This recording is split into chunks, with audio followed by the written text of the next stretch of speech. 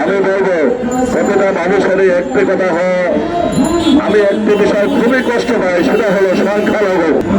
আমি বিশ্বাস করি আমি বাঙালি, আমি বাংলাদেশি, আমি বাঙালি এবং বাংলাদেশের বাইরে সংখ্যালঘু শব্দটি এদেশ থেকে চলে যাওয়া উচিত। কারণ সংখ্যালঘু কেন, হিন্দু মুসলিম বৌদ্ধ খ্রিস্টান ভাই বোনেরা আমরা সবাই একে অন্যের সাথে কাঁধে কাঁধ মিলে বসবাস করে আজকে 54 বছর। ওই কোথাও তো আমার প্রতিবেশীর সাথে কখনো দ্বন্দ্ব হয়নি,